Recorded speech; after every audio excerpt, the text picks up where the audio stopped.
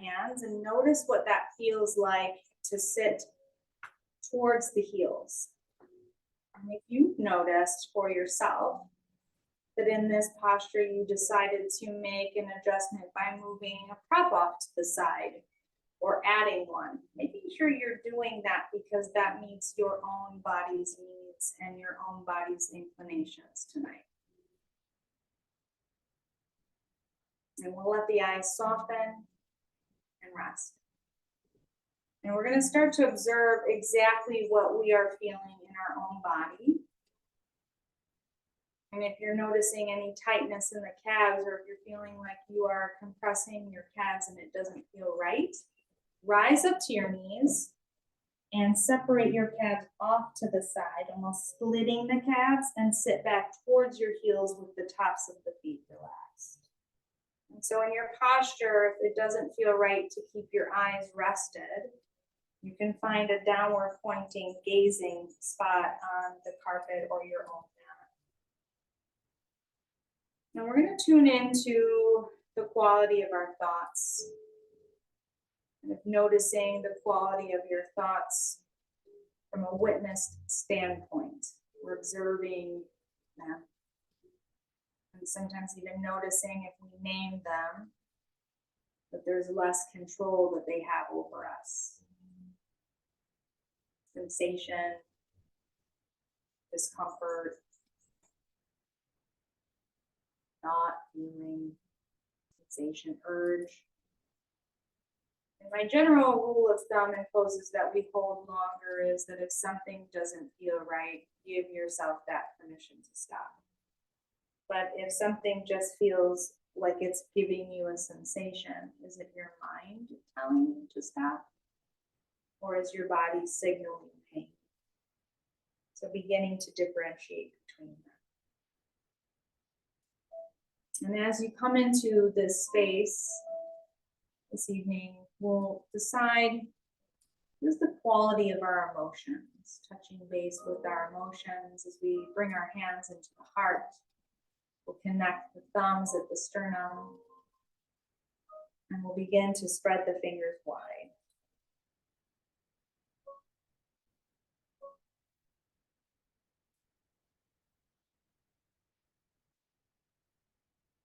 And we'll take a moment to tune into the flow of our breath, allowing that breath to become smooth and deep, and from the diaphragm, on an expansive in-breath, and then out-breath that contracts, moves the belly towards your spine.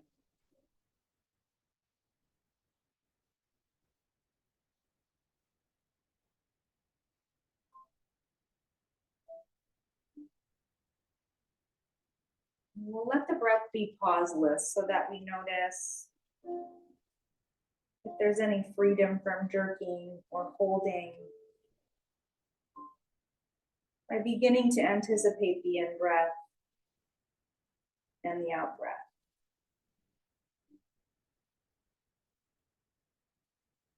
And we'll let our intention begin to form now. And as that intention for our practice comes about in the mind's eye, allowing your personal intention to connect with the idea of slowing down and recharging.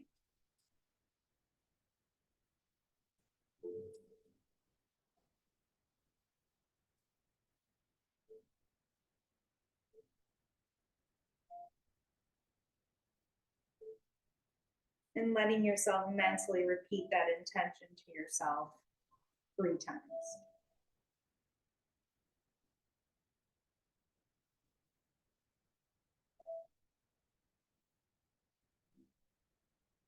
Let's go ahead and bring the hands down now.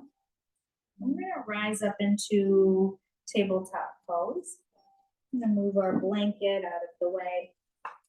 And then tabletop pose, I'm going to bring the hands directly underneath the shoulders and the knees underneath the hips. And it might feel good to even tuck the toes under come into a counter pose of downward facing dog. So from here, we're just stretching the tops of the feet in different directions, opposite direction. And we'll invite in a bent knee, downward facing dog. And letting the head rock from side to side, forward and back. And our second pose, our second yin pose is our child's pose, which is our actual counter pose to Virasana or heel pose or hero pose.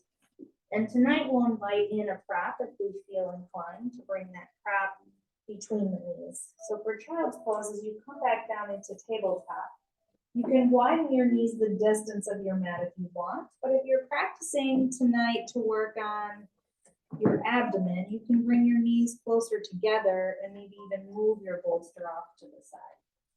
And we'll begin to sink the hips back towards the heels. And if your bolster is in place, you can let yourself fold into this posture of child's pose, resting onto the left cheek. And we'll begin to send the hips back towards the heels. So as we practice our yin posture, our child's pose, letting yourself surrender into this posture and let your body be heavy against the earth.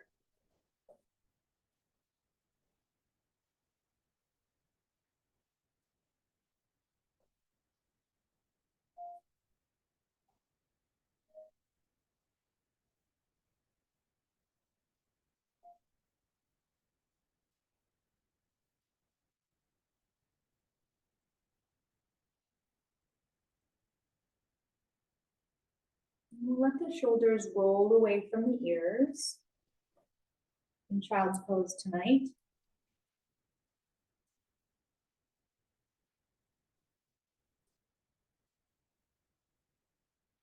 Maybe even feeling the big toes touching.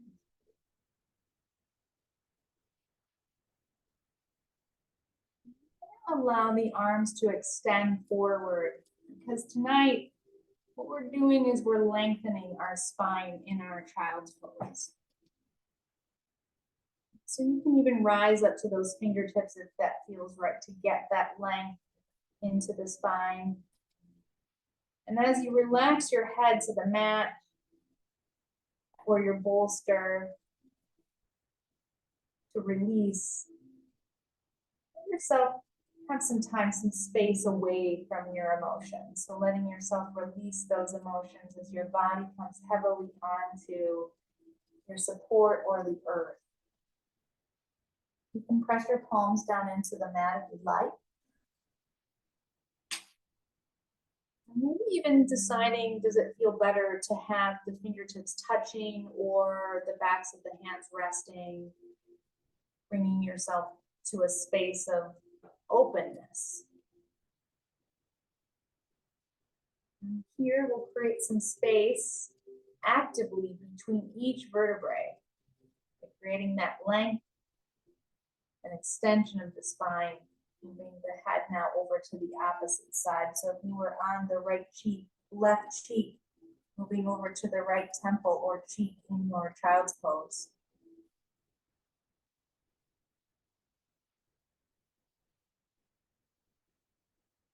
And actively allowing yourself to release on your own time your hips closer to your heels.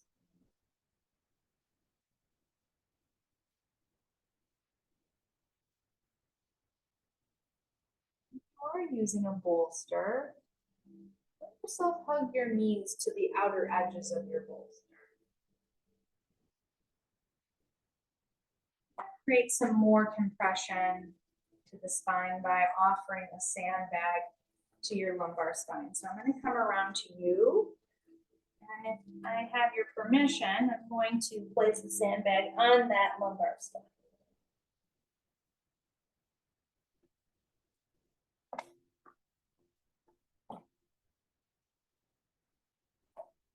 And think about our sandbags as being a 10-pound weight. Sometimes it allows us to get deeper into the pose.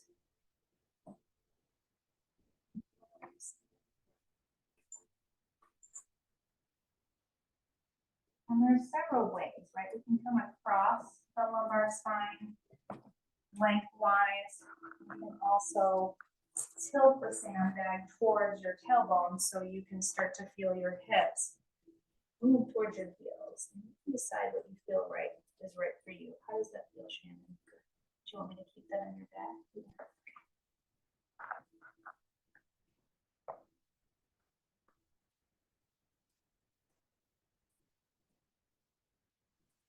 If you're practicing at home, you can always place that sandbag yourself onto your lumbar spine from a kneeling version. And return back to child's pose, letting the shoulders roll away from the ears.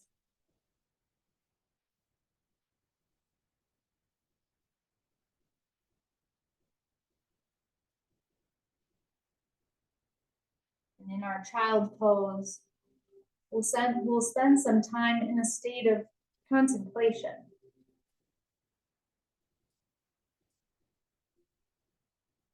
Contemplating what child's pose teaches us.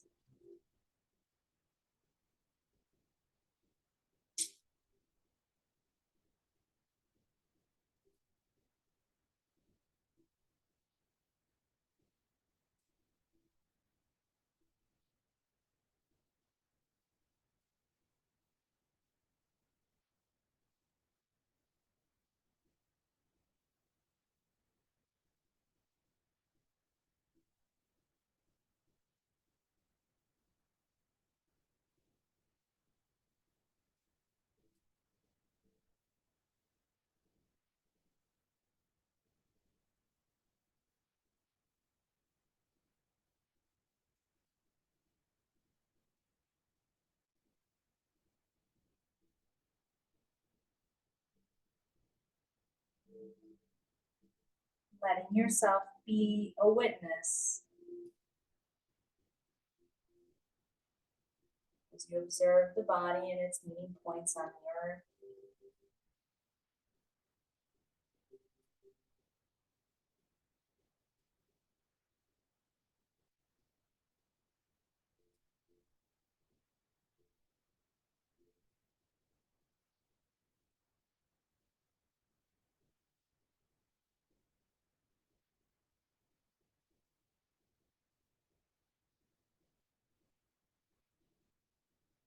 And if it feels right for you, transitioning now to the forehead as you bring your arms alongside your heels.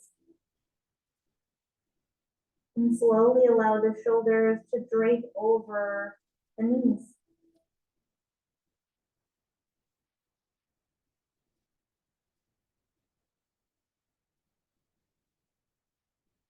If at some points that feels uncomfortable or claustrophobic, you can elevate your head by stacking your fists and resting the space between your eyebrow on your top hand, or even a block.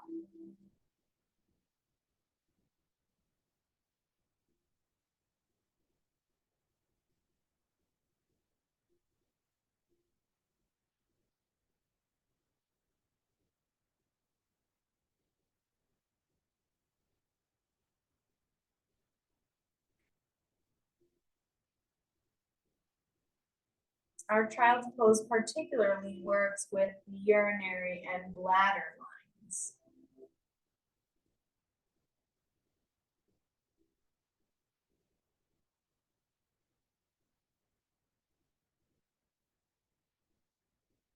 So we stretch the urinary and bladder line as well as the kidneys, and we compress the spleen and the stomach area in our child's pose variation.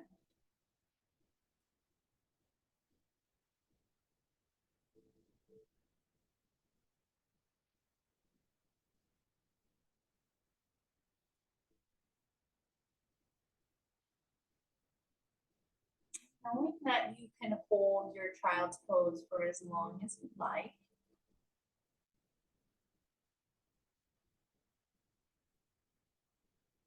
Even in other types of practices, other styles of practices, the This is a beautiful pose to come to that may symbolize connection to breath and rest.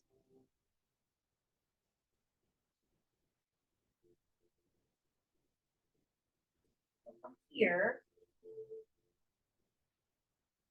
allowing your body to prepare to move, we're going to move into our counter stretch, and then our counter stretch will then move directly into Sphinx pose, and our Sphinx pose is a nice deep compression and stimulation to the sacral lumbar arch.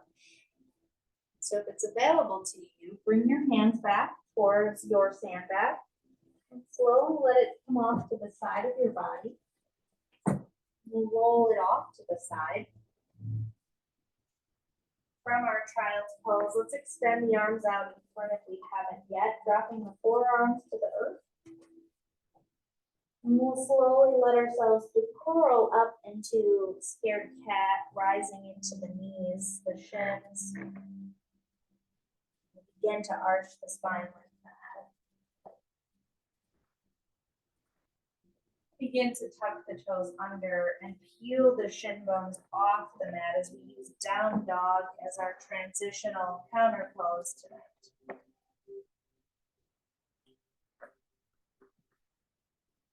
You can walk the dog if that feels good for you, bending through your knees, pedaling through your heels.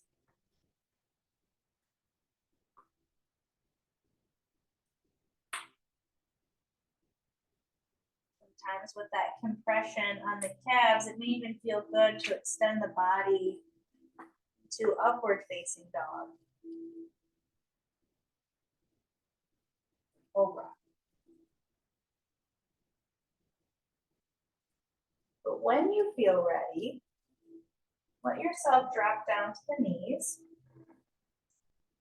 And then we'll begin to drop the pelvis down to the earth. Now, you know for your own body, with your pelvis touching the mat in Sphinx pose, that it does not feel awesome on the pubic bone for you. You can drop your hips to the bolster.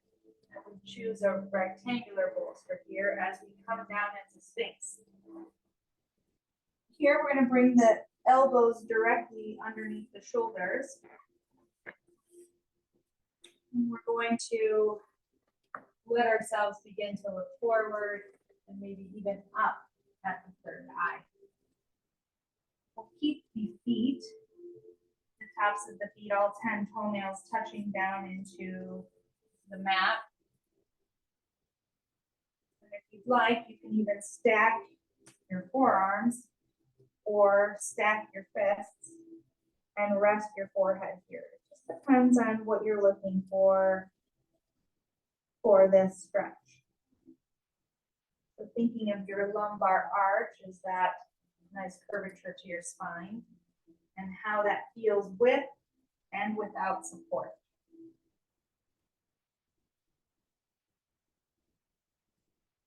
Letting your mind stay focused tonight on your breath in your Sphinx pose.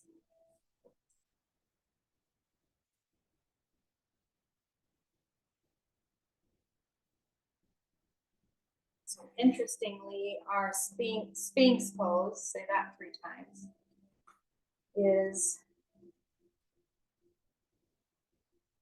really difficult for a lot of people. And the second part of Sphinx can also be difficult on the body as well, which we'll get into in a little bit.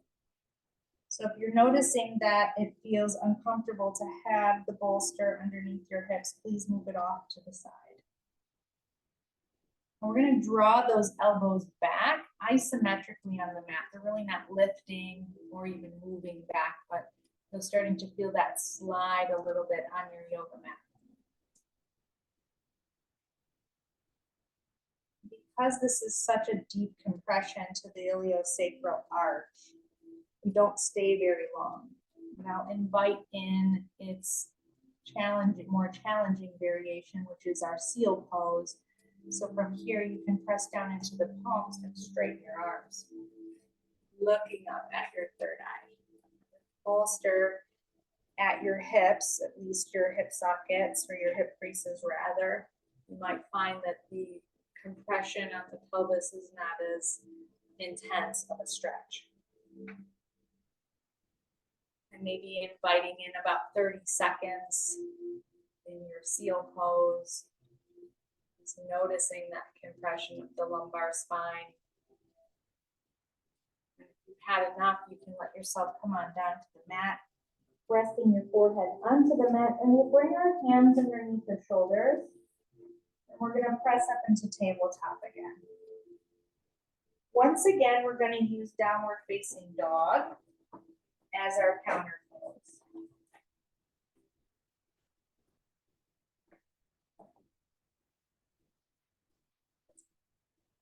And let's take a half a step in until we feel the heels of our feet beginning to touch the mat, not lifted, but actual connections.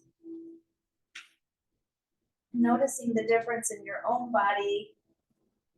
The feet were about hips distance apart.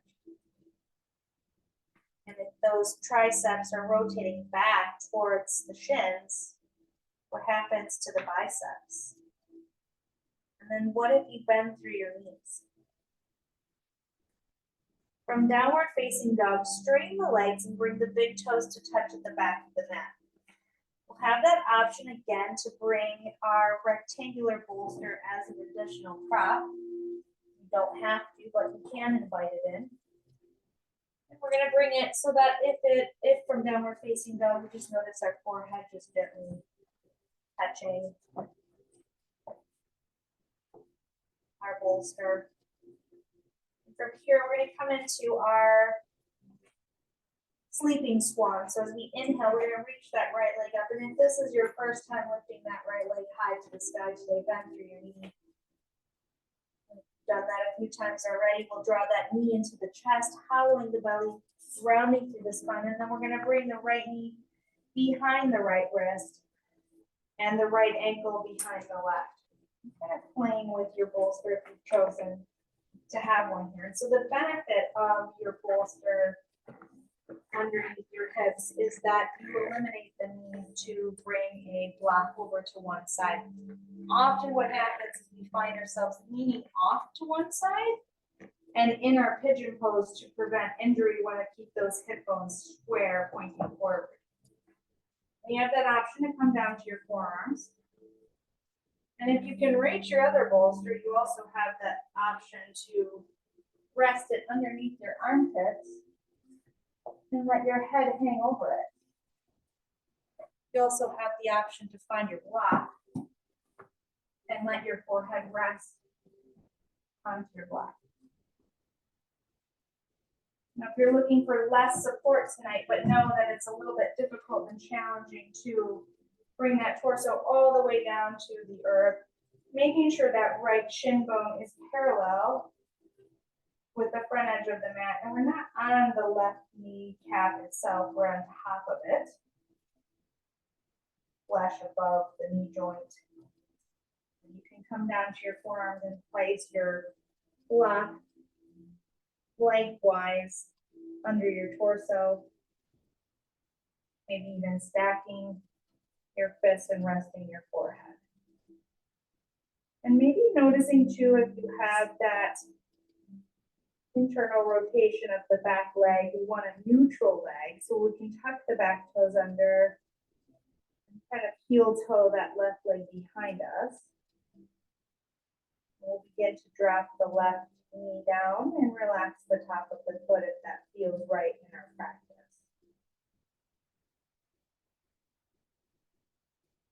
Sleeping swan can be done without any props in traditional yin practice. And from your downward facing dog,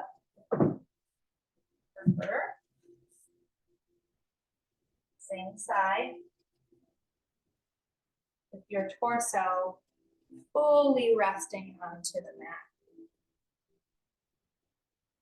And just making sure that for each side of your body that you have equality for your hips. As you exhale now, rooting down through all 5 toenails of that left foot. And let's walk our hands as far forward as we feel comfortable. We'll send our drishti inwards towards the space between the eyebrows. So it may even feel nice to draw your elbows to a block and let your thumbs hold the skin of the forehead upwards towards the ceiling.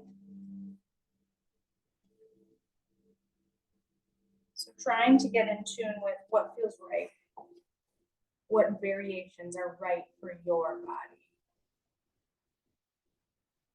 Just being gentle as you notice if your body's trying to lean to one side or the other.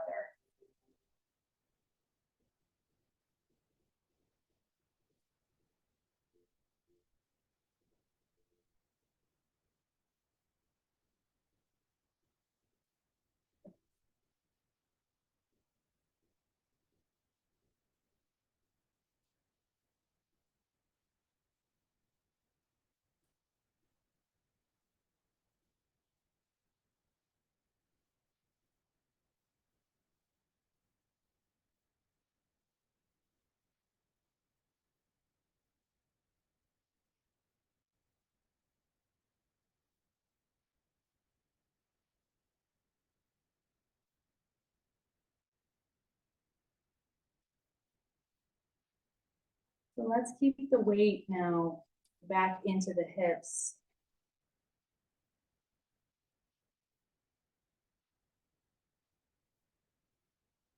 And we'll relax the shoulders so that we feel as though the shoulders are not into the ears.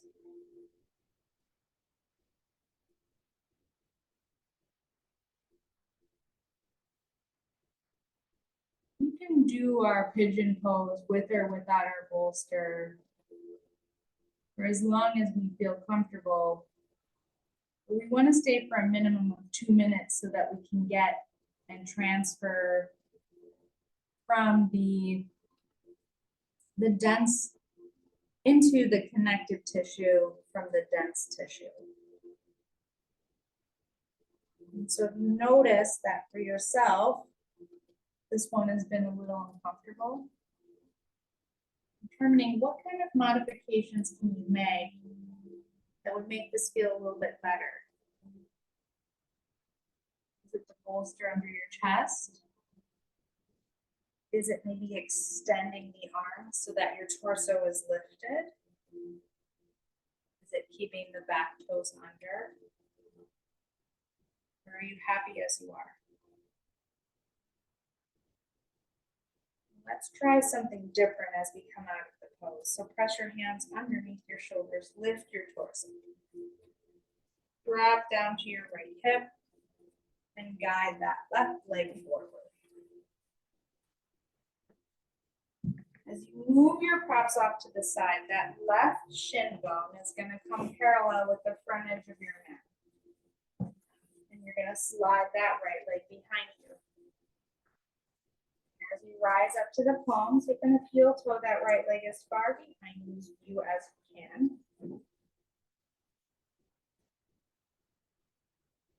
Slowly let ourselves come back down.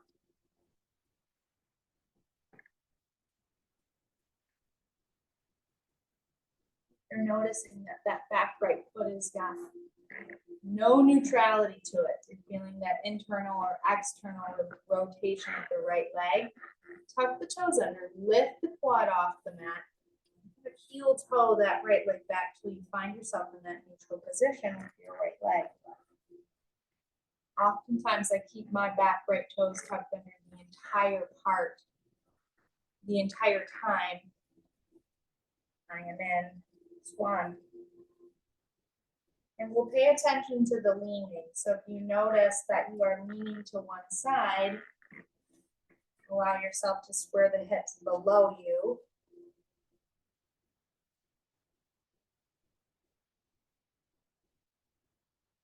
Maybe even lengthening through the crown of the head.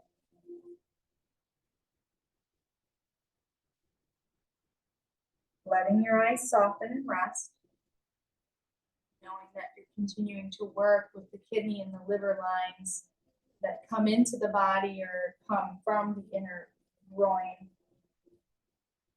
If your stomach is compressing against the earth, you're also working with the stomach and the spleen meridians from the line on the top of the back right leg and the gallbladder line on the outer leg and the urinary and bladder line through the lumbar arch.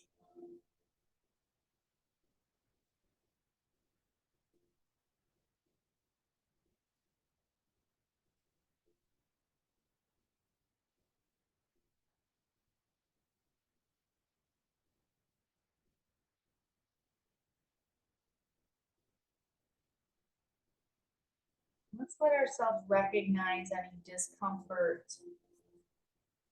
And as you slow down, recognizing that this pose is quite complex, especially for the mind, the body is not at ease. So let's pause and empty our thoughts as we return to the breath.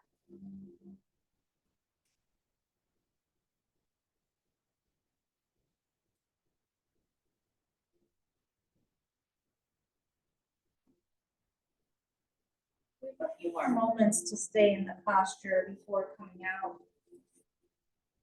For some reason, sleeping swan is not accessible to you. You can take this onto your back and bring the right ankle, the left ankle above the right knee and interlace the hands to the inside and the outside of the right leg. Here, we'll press the left elbow into the left thigh and draw the right knee into the chest. So you're in a reclined pigeon. And we'll have a nice little bend into that right knee. Some of us find this to be a little bit more accessible than our swan, our sleeping swan, and dare I mention screaming pigeon. We're not doing that one tonight. We'll make sure that we're even on both sides, doing the left leg and the right.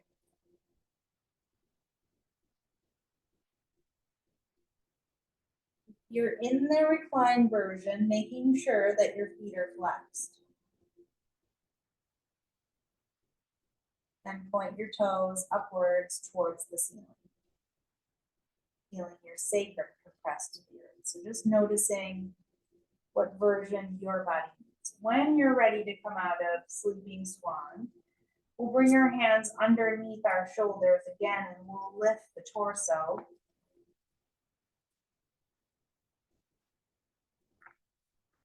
From here, we'll drop down to the left hip. Slide that right leg forward. So in between yin poses, the beauty is that you don't have to race to the next. And the idea is to notice the energy or what they call chi in the body. Just kind of notice between poses quietly if you're moving energy, how you're feeling.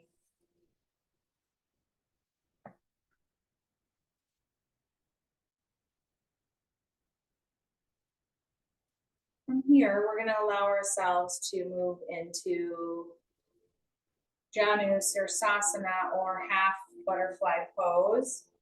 And we're going to be there for about 3 minutes per side. And so we're going to extend the right leg out to begin with. And we're going to bring the sole of that left foot to the inner right thigh. And just kind of notice what naturally happens with your right foot. Pointing your toes and your shin bone up towards ceiling just to start. So the difference between yang energy and yin energy, this being a yin class, is yang practitioners, they know when they practice yin that they're holding, like I'm gonna hold on to it. But it's really relaxed so that you can get into the deeper connective tissue. Now, if you fold forward from your hips and you notice that there is a slight discomfort, you can bring a bolster to the inner right thigh. But before we begin, we're going to reach back for the sit bone flexion. We're going to turn it upwards. so that we're actually sitting on our sitting bones. If you notice when you move through your posture that you have a twinge in your left side of your back, bring your feet closer together and square your torso over that right thigh. So as we point our heart towards the right shin bone, we're going to slowly let ourselves fold forward and down. You may also fold forward and down over your bolster. And if you do, let your forehead rest towards the knee. And if you are not quite there yet, use your props. If you have two bolsters, you can stack them. And so as you prepare that forward bend, we're going to bring those hands to either side of that front foot, tipping the torso towards that right leg. And we're going to inhale and lengthen through our sides and the central channel that goes all the way from the root of the pelvis through the nadis, the front of the head. And so let yourself lengthen and then fold, and just notice what you're doing with your right foot and then relax it.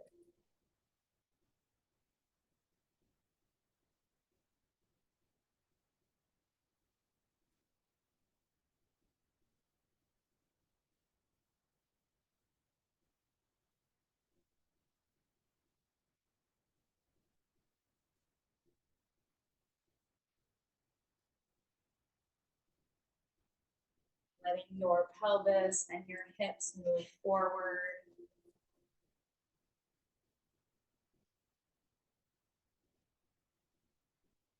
And down.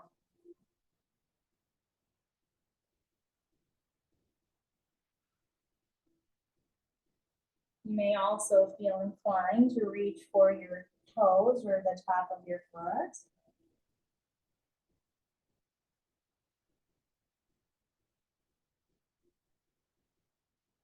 You can also play with your hand positions here and decide where you're going to let your hands rest.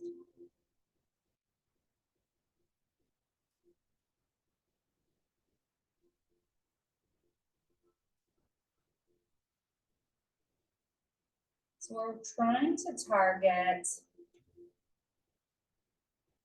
the ligaments along the back of the spine, but at the same time, we're lowering the back without requiring our hamstrings to be completely loose. So let's play with something here. Let's bring our torso now so that it's facing the front edge of our mat and letting ourselves fold forward and down. Again, you can bring that bolster underneath your torso or even a block underneath your forehead.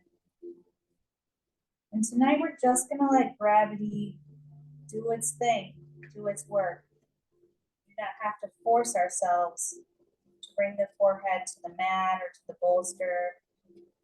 We can include words in our own mantra, our own mental repetition of release, relax, observe, and breathe.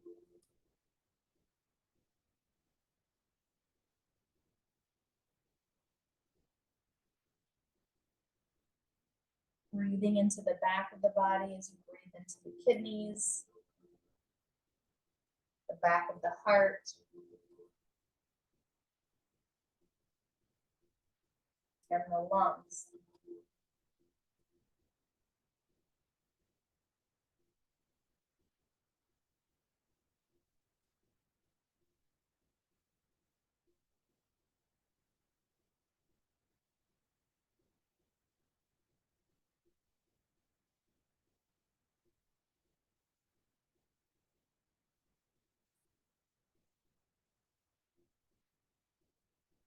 In your yin pose, if you're noticing physical discomfort that is causing mental chatter or distress, ask yourself why you are resisting, if you are at all, modifying the pose to become accessible to you. So if the knees are closer together, does that change the pose?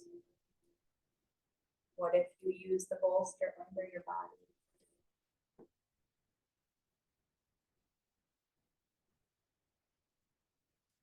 What allows you to come into a space of relaxation and ease?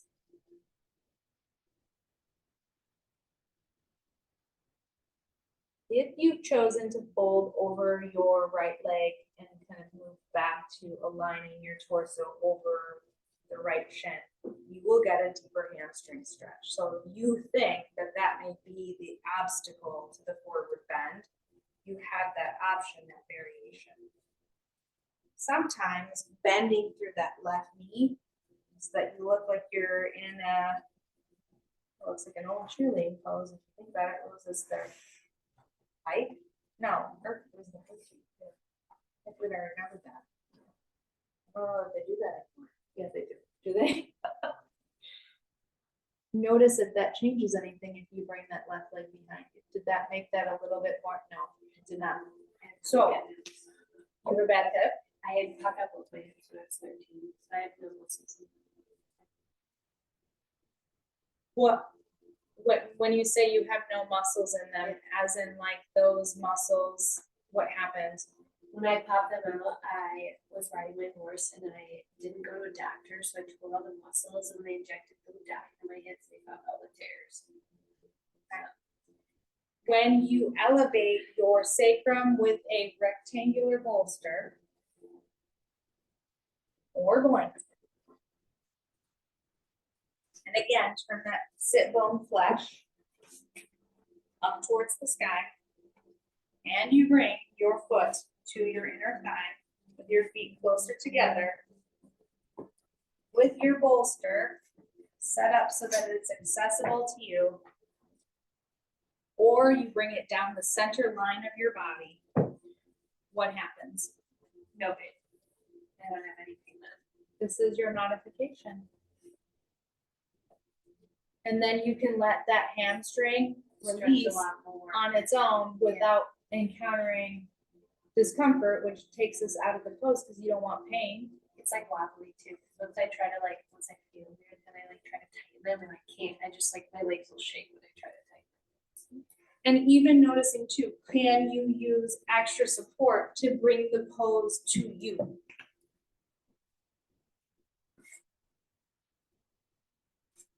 Now, we've been here over 3 minutes, and I think we're getting a good idea of maybe even what we need. Third prop, because I have tight hamstrings tonight. On the other side, I'm bringing that sandbag underneath the knee, and that will make it have less pulling for me on the back of the knee joint, which is affecting my hamstring. So let's bring ourselves over to the other side. Okay. Before you do your counter pose for one side, this is like 10 minutes, but is your windshield wiper legs. Bring your hands behind your seat, and if it is good for you, you can let your knees rock from side to side. Then, when you feel ready, you can extend that left leg forward, and you can decide, are you bringing your sandbag underneath that left knee joint? As you bring the sole of the right foot into the left thigh, you'll be a little bit more elevated. And then you can set your props up so that your bolster is down the midline. Maybe 2 blocks feel good. But I'd like to invite you to bring your bolster into your hip creases or your pelvis. And as your sit bones are turned up, so do this, do that, do this. Inhale, reach those arms up. And exhale, let yourself gently fold into your midline. So we're folding over the middle.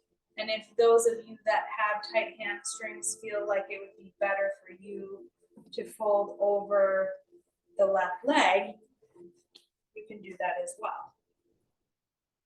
Some of us may need a sandbag on the right hip. Just choosing variations that not only protect you from further injury, but also remove the idea of pain. So practicing the first yama in yoga philosophy, the first restraint and observance. is that I'm refraining from hurting myself. So non-hurting in action.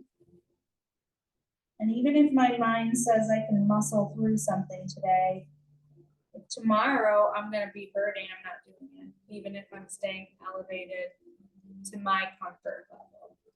How does that feel, on that side? A little bit better, but this kind of class, like once I do things for too long, I feel like my ears start to like pinch. Like I can feel like my hips start to tighten. I feel like that's weird. Like I'm like looking forward into it more.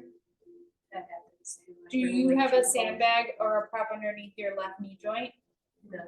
Can you try that? And so making it less, yes, perfect. So even noticing It's it, a lot better when I slide this back over and like I lift both of them up. yes, yeah, perfect. So making those gentle modifications for you, because everybody's body is so different. And so the joints that are affected are your spine, especially the back and the side body, but you will feel your knees are affected and you will feel a little less intensity if you're coming down the center versus dragonfly, which would be both legs extended. That might be something you personally would want to avoid. And as you think about yang practices versus yin, yin has more roundness to the curvature of your spine. So if it's better for your forehead to come closer to the heart, noticing if that variation is helpful.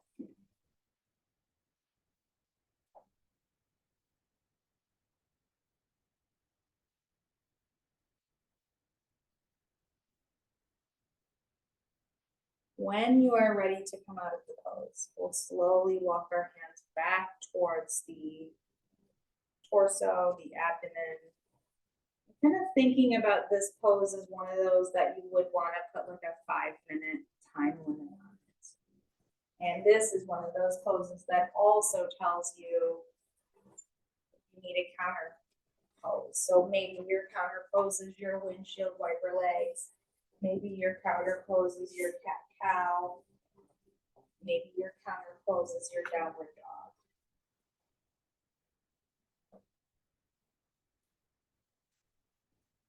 So we're gonna skip dragonfly for that reason. So if you are thinking, what is dragonfly?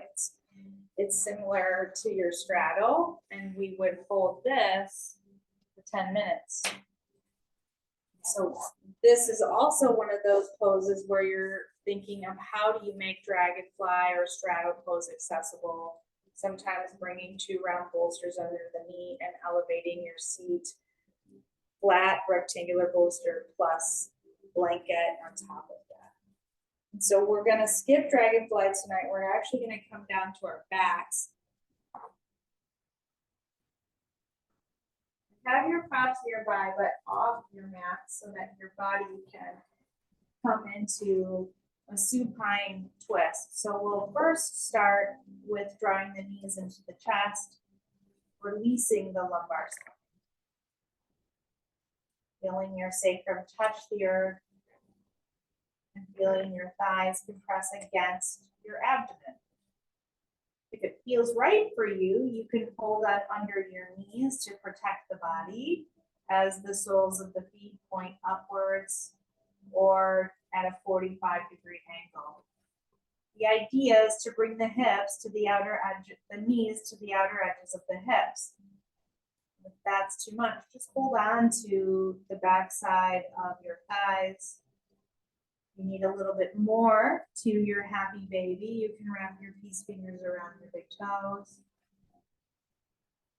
Maybe massage those kidneys by moving from left to right, right to left. Just start to notice how you feel in happy baby. So happy baby can be held for 3 to 5 minutes. But what we want to do is we want to release and decompress the sacral iliac joint and have a little compression for some of our abdominal organs. Now, what happens if you bring the soles of the feet together? Does that relieve a little extra pressure? And maybe open the knees out to the sides. So from here, we're going to bring the soles of the feet down to the mat.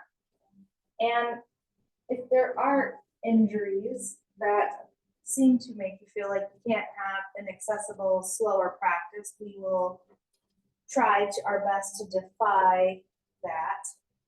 So let's bring a rectangular bolster underneath the sacrum. And that can be our reclined, supported bridge pose.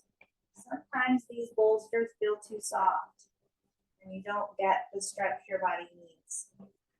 So you can stack it with an extra blanket on top of that bolster. You can also move into bridge pose without any support. So from here, if we're doing no support or no prop, we'll tuck the tailbone under and we'll extend the arms long. Heels come close to the glutes, but maybe you want a little wider stance with your feet, a little bit wider than hips. Maybe you want them in alignment with your hips. Let's try that out. We'll hold the side edges of the mat and we'll begin to peel the vertebrae up and off the mat so that we come into the shoulders. We're going to press the big toes down into the earth. And then we're going to bring a block, if we feel so inclined, to its low or medium level. And we're going to let it rest on the sacral area. Not the lumbar spine. You're going to allow your back to be supported at the sacrum. We'll bring the arms out to the sides and gently begin to curl the fingertips inward.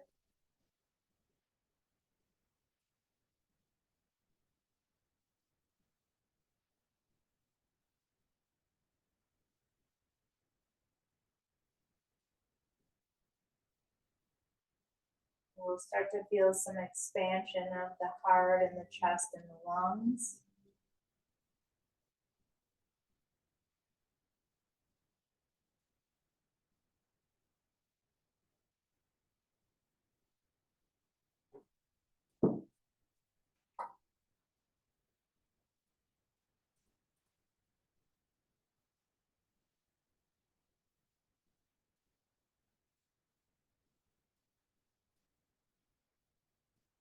You're feeling as though there is too much space between the sacral joint and the mat of your sticky mat. Maybe thinking about bringing a rectangular bolster underneath your feet. Here, we're going to keep the neck and the back long, spine long. And sometimes it feels good to bring the triceps closer to the rib cage so that you have a little bit more of an arch to your spine, and then extend those arms in a downward facing V if you'd like. Or if you feel like this connects you more to your heart and your breath, you can bring a hand to the heart and a hand to the diaphragm or the navel.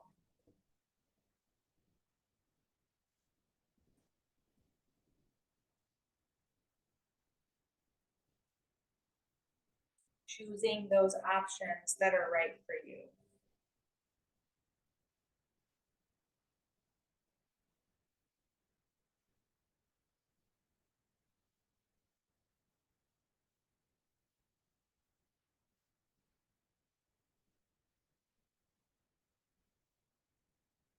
Like to go a step further and you can practice comfortably your bridge pose on your block. You can extend the feet long and bring the soles of the feet to the mat. And then if you notice that there's a shoulder impingement here, why not try out goal post arms and let me bring a sandbag to your shoulder.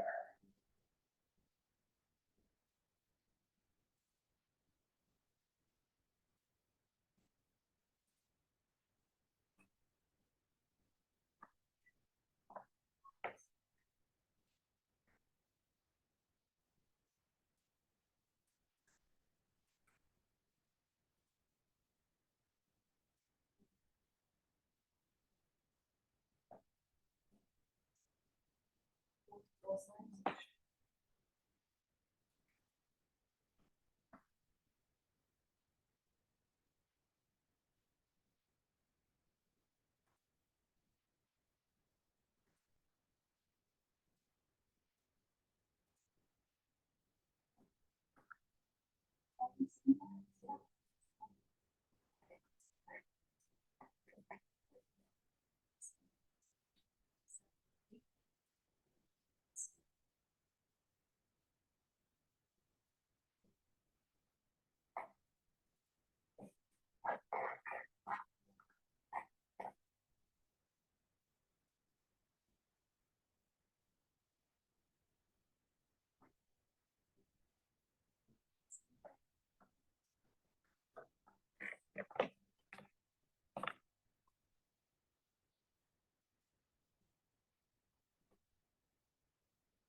Letting go. Letting go and releasing tension and letting yourself release any fear or worry for the next 10 breath cycles.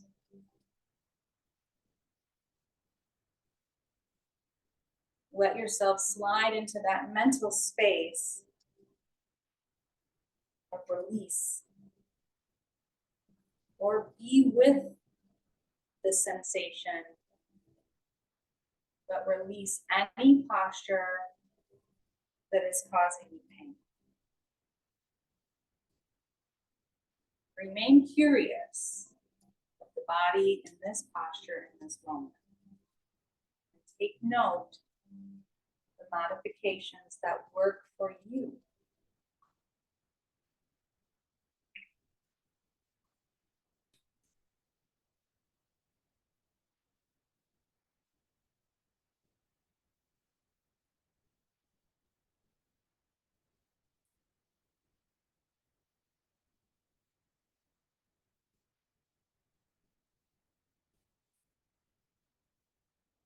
Yoga can be accessible to everybody. Everybody has so many different needs that we can figure out something to make the practice work for you. So when you're ready to come out of your bridge, I will come and move your sandbags off your shoulders, because that sounds like a parlor trick.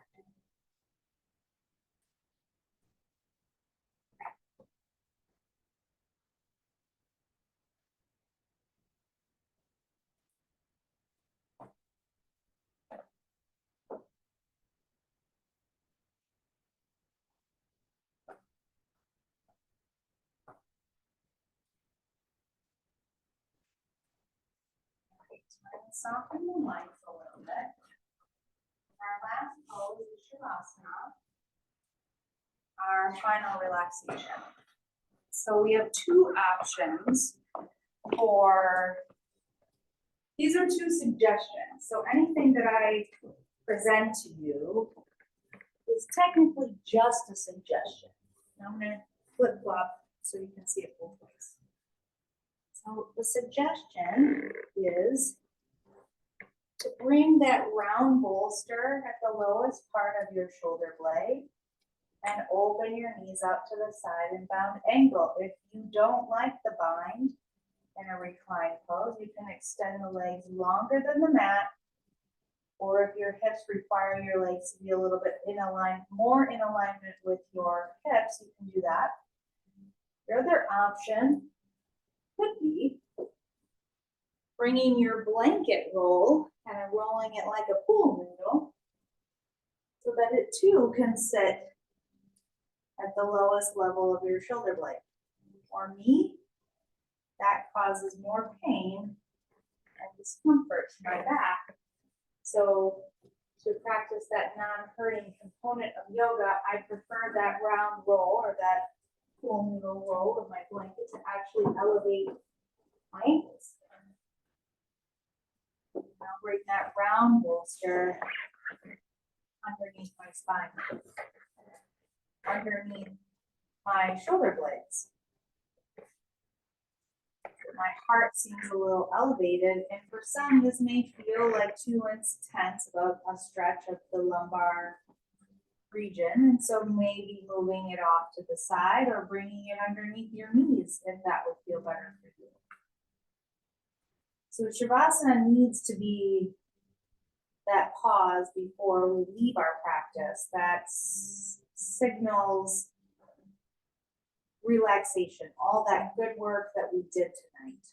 And if we're leaving in an uncomfortable posture because of props, let your body lie flat on the mat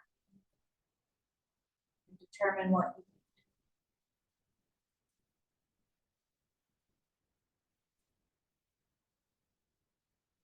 Let's scan our body for tension and tightness. And in this moment, beginning to bring release and ease into the body.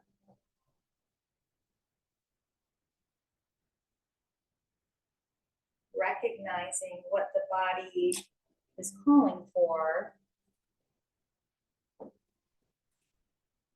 Giving yourself this time to oblige.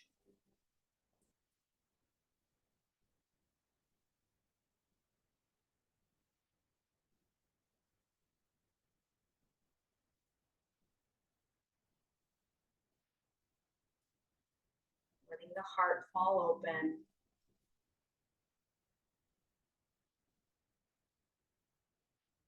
Resting the back of the body.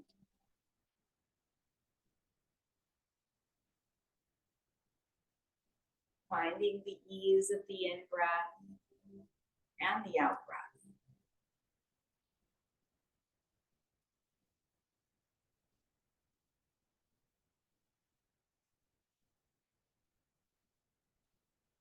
Begin to visualize heaviness, discomfort, pain, moving away from the body with every exhalation. Exhaling the things that no longer serve you down your limbs. Let pain, discomfort move out the fingertips. Letting the earth, the floor absorb the things that you're not going to be taking with you today when you leave your practice. So as you rest, releasing muscular tension within your entire face. Release the skin on the forehead. Letting it become smooth and relaxed. Releasing your eyebrows and your eyelids. Letting your eyes begin to rest back into your eye sockets. Slowly allow your lips to part and release heaviness and tension away from the jaw. So let the tongue drift away from the roof of the mouth. Let the jaw move from right to left.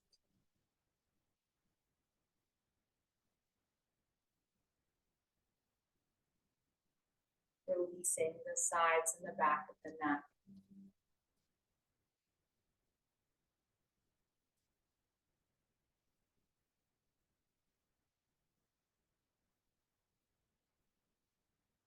Softening the muscles around the heart.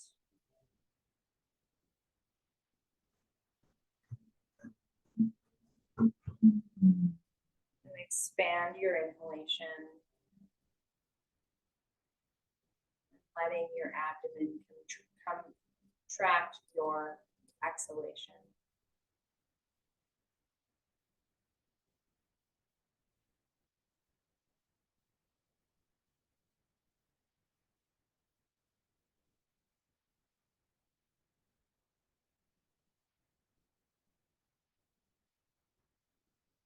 Tuning into any muscular tension,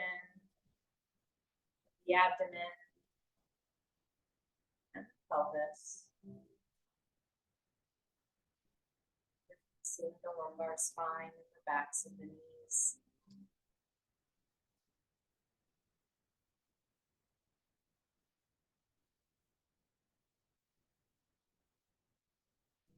breath to unlock any tension from the hips. Just breathe down your legs. Relax the tops of your thighs. Tensing and relaxing the kneecaps and the quads.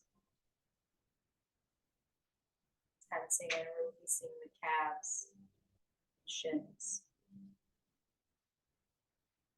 Letting the whole body heavy and still.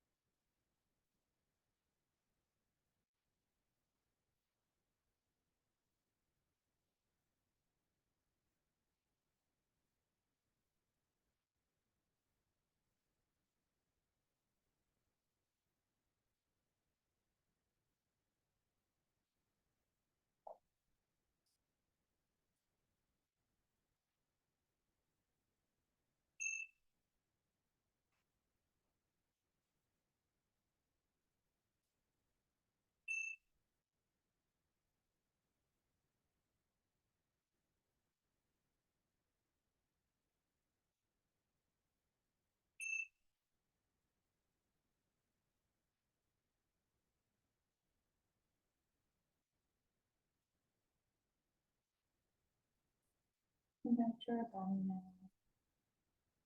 Here we are in our practice space.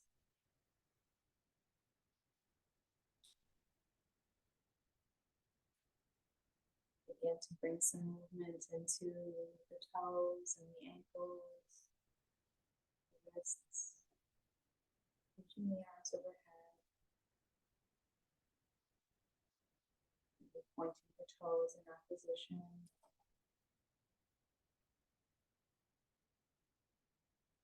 Invite in some gentle movements through the entire body. Slowly, if you're lying with a bolster underneath your knees, bringing your feet to the top of the bolster and begin to kick it up. If your feet are touching, if your heels are touching the mat and there's no bolster underneath your knees, bring the soles of your feet to the earth. Let yourself roll off to one side, noticing and observing which side you've chosen. That connection to your why.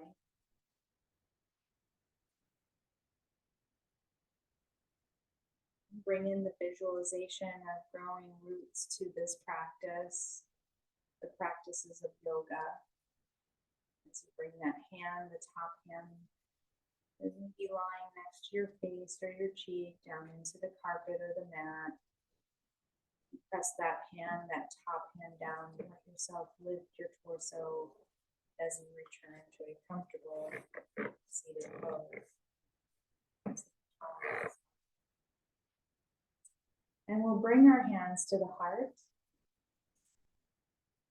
And we'll bow to ourselves in our practice. As we end our practice tonight, just honor your observations, what you learned about yourself in this practice. And from the deepest caves of my heart to yours, thank you for choosing to practice with me, and thank you for choosing to practice here. Namaste.